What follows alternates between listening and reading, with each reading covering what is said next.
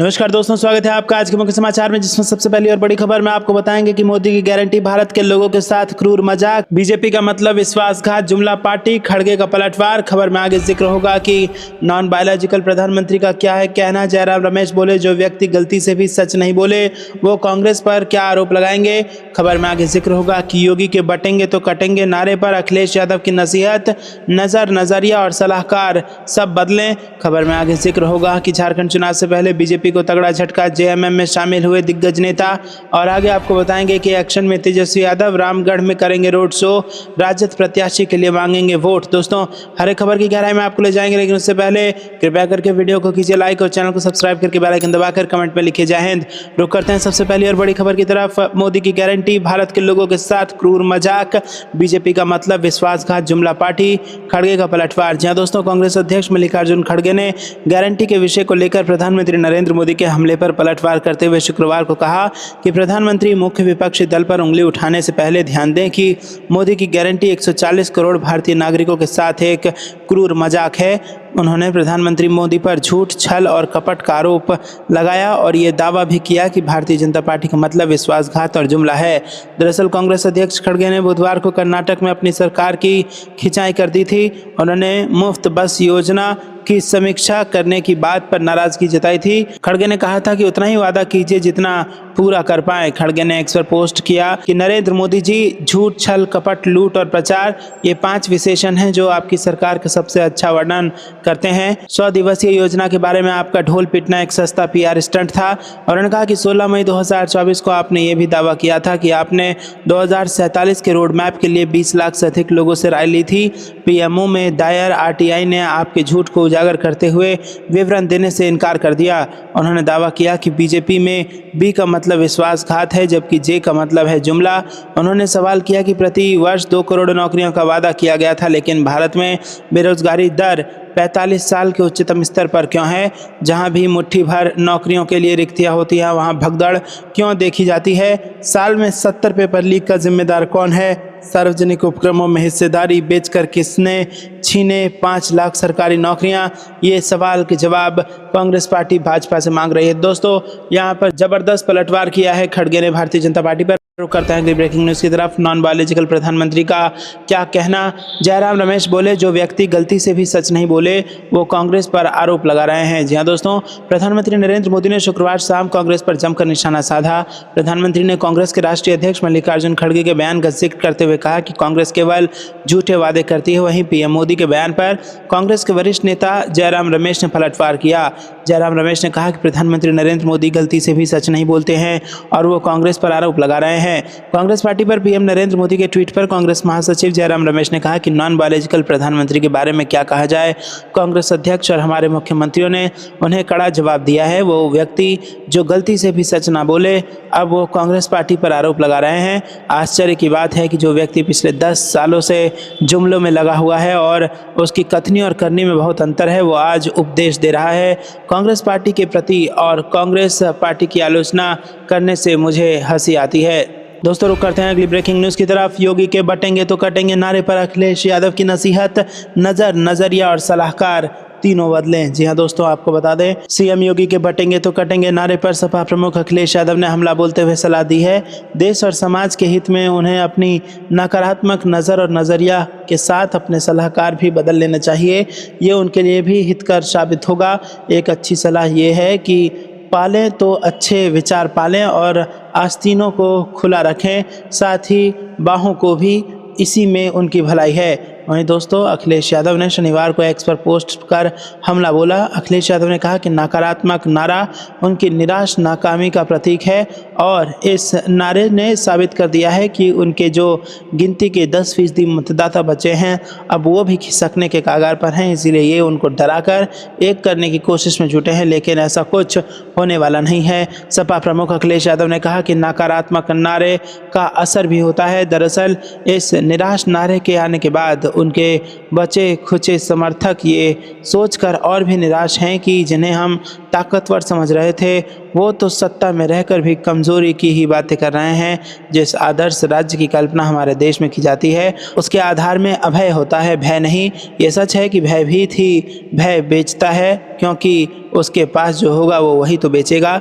देश के इतिहास में यह नारा निकृष्टतम नारे के रूप में दर्ज होगा और उनके राजनीतिक पतन के अंतिम अध्याय के रूप में आखिरी शाब्दिक कील सा साबित होगा। तो शुरू करते हैं अगली ब्रेकिंग न्यूज की तरफ। झारखंड चुनाव से पहले बीजेपी को तगड़ा झटका, जेएमएम में शामिल हुए ये दिग्गज नेता। जी हां दोस्तों, झारखंड विधानसभा चुनाव को लेकर नेताओं के दल बदलने का सिलसिला जारी है। इसी कड़ी में गिरिडीह में बीजेपी को झटका लगा है।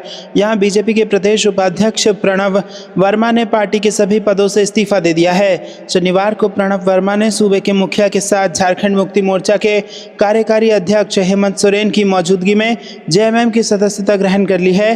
प्रणव वर्मा के इस कदम से बीजेपी को तगड़ा झटका लगा है। शनिवार को प्रणव अपने परिवार के साथ जेएमएम में शामिल हुए। उनके द्वारा बीजेपी पर उपेक्षा का आरोप लगाया गया है। रुक करते हैं अगली ब्रेकिंग न्यूज की तरफ।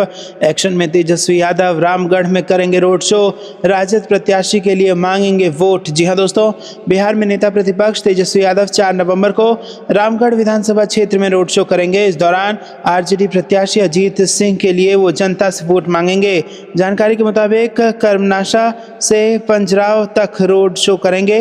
ये यात्रा 40 किलोमीटर की होगी। बता दें कि अजीत सिंह बक्सर से सांसद सुधाकर सिंह के भाई हैं। उनके पिता जगदानंद सिंह आरजेडी के प्रदेश अध्यक्ष हैं। मीडिया से बातचीत के दौरान सांसद सुधाकर सिंह ने कहा कि नेता प्रतिपक्ष तेजस्वी यादव 3 नवंबर को ही रामगढ़ पहुंच जाएंगे। वो 4 नवंबर को रोड शो के करने के बाद रात में वहीं विश्राम करेंगे। उपचुनाव में पार्टी की स्थिति काफी मजबूत नजर आ रही है। बता दें कि सुधाकर सिंह के सांसद बनने के बाद रामगढ़ विधानसभा सीट खाली हुई है। पिता जगदानंद सिंह भी यहां से विधायक रह चुके हैं। उपचुनाव से ठीक पहले अजीत सिंह जेडीयू छोड़कर आरजेडी का दामन थामे थे। यहां से बीजेपी ने राजपूत जाति से ही आने वाले पूर्व विधायक अशोक कुमार सिंह को मैदान में उतारा है। जनसुराज ने सुनील सिंह कुशवाहा को यहां से टिकट दिया है। बसपा ने पूर्व विधायक अंबिका यादव के भतीजे सतीश यादव उर्फ पिंटू यादव को रामगढ़ से उम्मीदवार बनाया है। रुक करते हैं अगली ब्रेकिंग न्यूज़ की तरफ। पहले गिरिराज सिंह ये बताएं कि वो और उनकी सरकार बिहार के लिए क्या कर रही है। केंद्रीय मंत्री के बयान पर बोली मीसा भारती। जी हाँ दोस्तों, आपको बता दें केंद्रीय मंत्री गिरिराज सिंह के बयान पर आरजेडी सांसद मीसा भारती ने प्रतिक्रिया दी है और उन्होंने कहा कि बिहार से इतनी संख्या में जीतकर सांसद जाते हैं, लेकिन संसद में बिहार के मुद्दे पर किसी का मुंह नहीं खुलता। पहले गिरिराज सिंह ये तो बताएं कि बिहार के लिए वो और उनकी सरकार क्या कर रही है। वहीं दोस्तों, मीसा भारती ने कहा कि हाल ही में कपड़ा मंत्री गिरिराज सिंह ने जो बयान दिया है वो भी आपने सुना होगा। अगर वो इस तरह का बयान देते हैं तो ये उन्हें शोभा नहीं देता। हमारे भागलपुर में नई फैक्ट्री लगाने या बुनकरों के भविष्य को लेकर कितनी संभावनाएं हैं, लेकिन वो क्या कर रहे हैं। पहले गिरिराज सिंह ये तो बताएं कि बिहार के लिए वो और उनकी सरकार क्या कर रही है। बिहार में 4 सीटों पर उपचुनाव होने हैं और देश के 2 राज्यों में चुनाव होने हैं। इस पर सांसद मीसा भारती ने कहा कि सब जगह चुनाव चल रहे हैं। सभी दल के नेता यही कह रहे होंगे कि हम लोग अच्छा कर रहे हैं, हम लोग सारी सीट जीत रहे हैं। ये हम सिर्फ दिखाने के लिए नहीं बोल रहे हैं, बल्कि हम लोग जनता के मुद्दे पर जनता के बीच जा रहे हैं। हमें पूरा विश्वास है कि इंडिया गठबंधन की जीत होगी। रुक करते हैं अगली ब्रेकिंग न्यूज़ की तरफ। राजस्थान के पूर्व सीएम अशोक गहलोत का बीजेपी सरकार पर हमला। कहा हमारी सरकार की योजनाओं को बंद या कमजोर किया गया। जी हाँ दोस्तों, राजस्थान के पूर्व मुख्यमंत्री अशोक गहलोत ने राज्य की बीजेपी सरकार पर उनकी पूर्ववर्ती सरकार की लोक कल्याणकारी योजनाओं को बंद या कमजोर करने का आरोप लगाया गया है। गहलोत ने कहा कि प्रधानमंत्री नरेंद्र मोदी को राज्य की जनता के बीच एक सर्वेक्षण कराकर ये पता लगाना चाहिए कि इन योजनाओं को बंद किए जाने से उनमें कितनी नाराजगी है। इसके साथ ही गहलोत ने केंद्र सरकार पर भी अपने वादों पर खड़ा नहीं उतरने का आरोप लगाया। उन्होंने शुक्रवार रात सोशल मीडिया एक्स पर लिखा कि राज्य में कांग्रेस सरकार ने पार्टी के घोषणा पत्र के आधार पर कई कल्याणकारी योजनाएं बनाई थी और समय पर लागू की थी। इस प्रकार राजस्थान में कांग्रेस की पूर्व सरकार ने पूरे देश के सामने एक मिसाल कायम की जिसका जनता को लाभ मिला। उन्होंने प्रधानमंत्री मोदी को संबोधित इस पोस्ट में लिखा कि राजस्थान में मौजूदा बीजेपी सरकार ने पूर्ववर्ती कांग्रेस सरकार की सभी योजनाओं को बंद कर दिया या कमजोर कर दिया, जिसे लेकर जनता तीव्र प्रतिक्रिया दे रही है। आपको राजस्थान की जनता में सर्वेक्षण कराना चाहिए ताकि पता चल सके कि कांग्रेस सरकार द्वारा अपने घोषणा पत्र के अनुसार लागू की गई योजनाओं को बंद करने से लोगों में कितनी नाराजगी है। उन्होंने गारंटी के विषय को लेकर प्रधानमंत्री मोदी और कांग्रेस अध्यक्ष मल्लिकार्जुन खड़गे के बीच हाल में सार्वजनिक रूप से हुई बयानबाजी का जिक्र करते लिखा कि एक ऐसे प्रधानमंत्री द्वारा इस प्रकार की बयानबाजी बहुत दुखद है जिनकी सरकार 2014 और 19 में जनता से किए गए वादों को पूरा करने में विफल रही है। रुख करते हैं अगली ब्रेकिंग न्यूज़ की तरफ। झारखंड में एक बार फिर बनेगा इंडिया गठबंधन की सरकार, रांची में बोले केसी वेणुगोपाल। जी हां दोस्तों, कांग्रेस के राष्ट्रीय महासचिव केसी वेणुगोपाल ने शुक्रवार को पार्टी के झारखंड प्रदेश के वरिष्ठ नेताओं और विभिन्न लोकसभा एवं विधानसभा क्षेत्र के पर्यवेक्षकों के साथ रांची में चुनावी रणनीति पर मंथन किया। पार्टी के इस संवाद कार्यक्रम के बाद वेणुगोपाल ने दावा किया कि राज्य में अगले 5 साल के लिए एक बार फिर इंडिया गठबंधन की सरकार बननी तय है। दोस्तों, आपको क्या कुछ लगता है कमेंट में जरूर बताइए। वीडियो को लाइक नहीं किया तो लाइक जरूर कीजिएगा। रुक करते हैं अगली ब्रेकिंग न्यूज़ की तरफ। हरियाणा विधानसभा चुनाव को लेकर कांग्रेस ने फिर चुनाव आयोग को घेरा, कहा चुनाव आयोग ने खुद को क्लीन चिट दी। जी हां दोस्तों, कांग्रेस ने एक बार फिर हरियाणा विधानसभा चुनाव में अनियमितताओं का आरोप लगाते हुए चुनाव आयोग को घेरा है। कांग्रेस ने कहा है कि आयोग ने हरियाणा चुनाव से संबंधित उसकी शिकायतों पर स्पष्टीकरण देने के बजाय गोलमोल जवाब दिया। इतना ही नहीं, उसने चुनाव आयोग पर खुद को ही क्लीन चिट देने के भी आरोप लगाए हैं। कांग्रेस ने कहा कि हरियाणा चुनाव को लेकर हमारी शिकायतें स्पष्ट थी।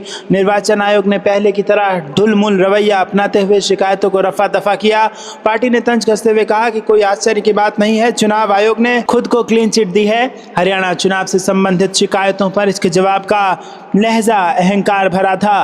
कांग्रेस ने आगे कहा कि चुनाव आयोग का यह लक्ष्य है कि वह अपने तटस्थ स्वरूप को पूरी तरह खत्म करना चाहता है, तो वो इस दिशा में जबरदस्त रूप से आगे बढ़ रहा है। इससे पहले चुनाव आयोग ने हरियाणा चुनाव में किसी भी तरह की अनियमितता के कांग्रेस के आरोपों को निराधार, गलत और तथ्यहीन बताकर खारिज कर दिया है। आयोग ने कांग्रेस पार्टी को चुनाव दर चुनाव निराधार आरोपों से दूर रहने के लिए भी लिखा है और इसके साथ ही चुनाव आयोग ने बीते 1 साल के 5 ऐसे विशिष्ट मामलों का हवाला भी दिया है। आयोग ने इन मामलों का जिक्र करते हुए कहा कि देश की सबसे पुरानी पार्टी को बिना किसी सबूत के चुनावी कार्यों पर आदतन हमलों से बचना चाहिए। रुक करते हैं अगली ब्रेकिंग न्यूज़ की तरफ। बीजेपी के बटेंगे तो कटेंगे की काट के तौर पर सपा ने दिया जुड़ेंगे तो जीतेंगे, क्या यूपी में बदलेगा सियासी समीकरण? जी हां दोस्तों, आपको बता दें कि उत्तर प्रदेश में उपचुनाव को लेकर तमाम राजनीतिक दल अपनी तैयारियों को आखिरी रूप देने में लगे हैं। इस चुनाव में अलग अलग पार्टियां मतदाताओं तक पहुंचने के लिए नारों का भी जमकर सहारा ले रही है। पहले जहां भारतीय जनता पार्टी ने बटेंगे तो कटेंगे का नारा दिया था, तो वहीं अब इस क्रम में समाजवादी पार्टी भी शामिल होती दिख रही है और सपा ने बीजेपी के बटेंगे तो कटेंगे के नारे के जवाब में जुड़ेंगे तो जीतेंगे का नारा दिया है। पार्टी ने लखनऊ में जुड़ेंगे तो जीतेंगे के नारे वाले कई पोस्टर भी लगवा दिए हैं। सपा के जुटेंगे तो जीतेंगे के नारे के जवाब में बीजेपी ने कहा है कि जो हमेशा बांटने का प्रयास करते रहे हैं, आज जोड़ने की बात कर रहे हैं। सीएम योगी ने जब बटोगे तो कटोगे का नारा का क्या दिया, तो सब अब जोड़ने की बात कर रहे हैं। अगर आपको जोड़ना है तो आपको सबका साथ सबका विकास के मंत्र पर काम करना होगा और सबको साथ लेकर चलना होगा। तो दोस्तों, यहाँ पर जबरदस्त नारेबाजी उत्तर प्रदेश में चालू है और अब समाजवादी पार्टी ने नारा दिया है कि जुड़ेंगे तो जीतेंगे। रुक करते हैं अगली ब्रेकिंग न्यूज़ की तरफ। रांची के फेमस स्कूल से 1.14 करोड़ नगद बरामद, बीजेपी नेता हिरासत में, देर रात चली छापेमारी। जी हाँ दोस्तों, आपको बता दें कि रांची के famous GD Goenka school Namkum में भारी पुलिस बल की छापेमारी से क्षेत्र में हड़कंप मच गया है। इस मामले में भाजपा नेता को हिरासत में लिया गया है। देर रात से ही पुलिस ने इस कार्रवाई की तैयारी पूरी कर रखी थी। स्कूल से 1.14 करोड़ रुपए कैश बरामद हुए हैं। पुलिस की इस कार्रवाई से सभी लोग हैरान हैं। रात करीब 12 बजे थाना प्रभारी को सूचना मिली कि सुबह होते ही स्कूल में छापेमारी की जाएगी।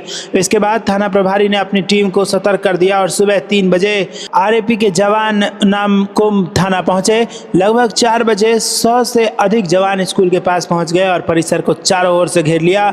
गार्ड से दरवाज़ा खुलवाया गया। स्कूल में किसी को प्रवेश करने नहीं दिया गया और सभी को गेट के बाहर ही रोका गया। वहीं दोस्तों, करीब 6 बजे पुलिस अधिकारी, जिसमें शहर के कई डीएसपी और थाना प्रभारी शामिल थे, वो सभी स्कूल पहुंचे। ग्रामीण और सिटी एसपी भी कार्रवाई में शामिल हुए। अधिकारियों ने स्कूल के प्रधानाचार्य के कार्यालय का ताला खुलवाकर सभी कानूनी औपचारिकताओं को पूरा करने के बाद स्कूल के विभिन्न कमरों की तलाशी शुरू की। तलाशी ग्राउंड फ्लोर से 2nd फ्लोर तक चली। हालांकि कोई ठोस सुराग न मिलने पर वाइस प्रिंसिपल के कमरे का ताला भी खुलवाया गया। दोस्तों, करीब 12 बजे इनकम टैक्स के अधिकारियों को बुलाया गया और जांच की प्रक्रिया तेज की गई। इसके बाद चुटिया साई कॉलोनी स्थित मदन सिंह के आवास पर भी पुलिस बल भेजा गया, लेकिन वहां से भी कोई आपत्तिजनक वस्तु नहीं मिली। इसी दौरान स्कूल परिसर में नकदी मिलने की जानकारी के बाद नोटों की गिनती के लिए मशीन मंगाई गई। करीब 10 घंटे तक चली इस छापेमारी के बाद शाम 5 बजे मदन सिंह को पुलिस हिरासत में ले लिया गया और थाना ले जाया गया। रुक करते हैं अगली ब्रेकिंग न्यूज़ की तरफ।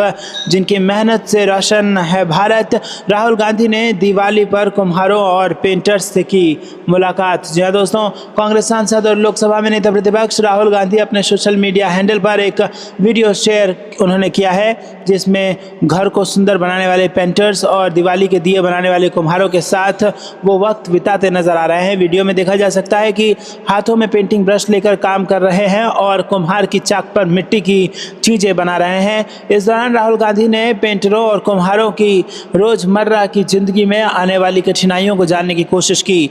वीडियो में राहुल गांधी को कहते सुना जा सकता है कि आमतौर पर हम दिवाली मनाते हैं, लेकिन जो घर में रोशनी लाते हैं उनसे हम कभी नहीं मिलते, उनसे हम कभी बात नहीं करते, उनकी ज़िंदगी को समझते नहीं हैं। इसीलिए इस बार मैंने सोचा कि उन लोगों से मिलूं, उनसे बात करूं और उनकी समस्याएं समझूं। राहुल गांधी ने सोशल मीडिया पोस्ट में लिखा कि एक दिवाली उनके साथ जिनकी मेहनत से रोशन है भारत। रुक करते हैं अगली ब्रेकिंग न्यूज़ की तरफ। राहुल गांधी 6 नवंबर को महाराष्ट्र में करेंगे चुनावी शंखनाद, कॉमन गारंटी जारी करेगा महाविकास अघाड़ी। जी हाँ दोस्तों, महाराष्ट्र में होने वाले विधानसभा चुनाव के लिए सभी पार्टियों ने कमर कस ली है। भाजपा के स्टार प्रचारक महाराष्ट्र में होने वाले चुनाव में धुआंधार प्रचार करेंगे, तो वहीं कांग्रेस और महाविकास अघाड़ी यानी एमवीए के नेता भी कई जनसभाओं को संबोधित करेंगे। इसी बीच लोकसभा में विपक्ष के नेता एवं कांग्रेस सांसद राहुल गांधी 6 नवंबर को महाराष्ट्र का दौरा करेंगे।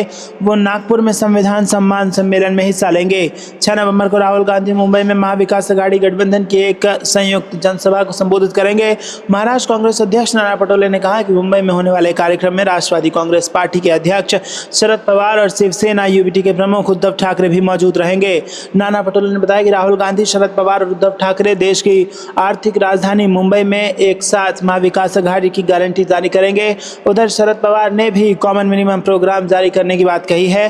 पवार ने कहा कि विपक्ष का प्रचार अभियान 6 नवंबर को शुरू होगा। रुक करते हैं अगली ब्रेकिंग न्यूज़ की तरफ, जहां पर आपको बता दें कि अडानी को लेकर कांग्रेस का सरकार पर हमला। कहा कारोबार जगत में एकाधिकार स्थापित ना हो, ये करे सुनिश्चित। जी हाँ दोस्तों, कांग्रेस ने अडानी समूह द्वारा कुछ सीमेंट कंपनियों के अधिग्रहण का उल्लेख करते हुए शुक्रवार को दावा किया कि देश के कई क्षेत्रों में एकाधिकार बढ़ रहा है, जो अस्थिर आर्थिक वृद्धि, बेरोजगारी संकट और उच्च मुद्रास्फीति से जुड़ा हुआ है। दोस्तों, आपको बता दें कि पार्टी महासचिव जयराम रमेश ने यह भी कहा कि ये सुनिश्चित करना सरकार का जिम्मेदारी है कि प्रतिस्पर्धा को दबाया ना जाए, एकाधिकार स्थापित नहीं हो, अधिग्रहण स्वतंत्र और निष्पक्ष हो और राजनीतिक सत्ता तक पहुंच से उत्पन्न होने वाले अनुचित लाभ का इस्तेमाल न किया जाए।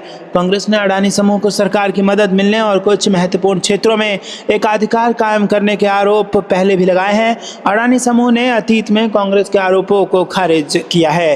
रुक करते हैं अगली ब्रेकिंग न्यूज़ की तरफ। संजय राउत ने बीजेपी का समर्थन करने पर राज ठाकरे पर उठाया सवाल, पूछा क्या जांच एजेंसियों का दबाव है। जी हाँ दोस्तों, शिवसेना यूबीटी सांसद संजय राउत ने गुरुवार को महाराष्ट्र नवनिर्माण सेना यानी कि एमएनएस के अध्यक्ष राज ठाकरे द्वारा विधानसभा चुनाव में बीजेपी को समर्थन देने के फैसले पर सवाल उठाया।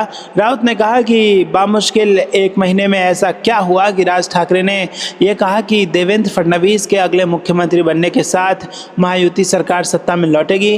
क्या ईडी, सीबीआई जैसी केंद्रीय जांच एजेंसियों का कोई दबाव है। महायुति की वापसी पर राज ठाकरे के दावे का मजाक उड़ाते हुए शिवसेना यूबीटी के प्रमुख प्रवक्ता ने भविष्यवाणी की है कि बीजेपी 50 सीटें भी हासिल करने में विफल हो सकती है, जबकि एमएनएस को 150 सीटें मिल सकती हैं। उन्होंने कहा कि अगर बीजेपी नवंबर के बाद कई नई सरकार बनाना चाहती है या उसका हिस्सा बनना चाहती है तो उसे अपनी रणनीति पर पुनर्विचार करना होगा। राउत ने एमएनएस और भाजपा दोनों पर कटाक्ष करते हुए कहा कि तो ऐसे मामले में राज ठाकरे को मुख्यमंत्री बनना चाहिए। हम पिछले 25 वर्षों से ज़्यादा की राजनीति में ये मजाक देख रहे हैं, ये हास्यास्पद है। रुक करते हैं अगली ब्रेकिंग न्यूज़ की तरफ। कभी थे सेनापति, अब नीतीश के खिलाफ खोला मोर्चा, जेडीयू की राह में रोड़ा अटकाएगी आशा। जी हाँ दोस्तों, आपको बता दें कि बिहार के मुख्यमंत्री नीतीश कुमार के कभी सेनापति रहे पूर्व केंद्रीय मंत्री आरसीपी सिंह अब एनडीए सरकार के विरुद्ध ही खड़े हुए हैं और एक तरह से नीतीश सरकार की असफलता के आगे बिहार को और भी सफल राज्य बनाने की जिद लिए पूर्व केंद्रीय मंत्री जेडीयू के पूर्व राष्ट्रीय अध्यक्ष ने जनता की जंग लड़ने के लिए पार्टी की घोषणा कर दी है। पार्टी के नामकरण में भी उन्होंने अपनी पार्टी की तस्वीर की एक झलक दिखाकर कहा कि बिहार की भरपूर सफलता की उम्मीद कह लें, आशा यह लें, और ये आशा ये अभी शेष है, इसलिए पार्टी का नाम भी रखा आशा। और आशा के इस शॉर्ट फॉर्म का पूरा नाम है ए से आप, एस से सबकी और ए से आवाज़। जी हाँ दोस्तों, आप सबकी आवाज़ यानी कि आशा है इस पार्टी का नाम, जो कि नीतीश कुमार का खेल बिहार की राजनीति में बिगाड़ सकती है। आपको क्या कुछ लगता है कमेंट में जरूर बताइए। वीडियो को लाइक नहीं किया तो लाइक जरूर कीजिएगा। जो करते हैं ब्रेकिंग न्यूज़ की तरफ। महाराष्ट्र से आ रही है, जहाँ पर आ चुके हैं ऐसे आंकड़े जिससे बीजेपी की नींद उड़नी तय है और सीएम शिंदे के पसीने छूट सकते हैं। जी हाँ दोस्तों, महाराष्ट्र में 20 नवंबर को मतदान होने वाला है और इसके परिणाम 23 नवंबर को घोषित किए जाएंगे। ऐसे में महाराष्ट्र में चुनावी सरगर्मी चरम पर है। इसी बीच सी वोटर का एक सर्वे सामने आया है और इस सर्वे के अनुसार 51% लोगों ने ऐसी बात कही है जो महायुति सरकार की धड़कनें बढ़ा सकती है।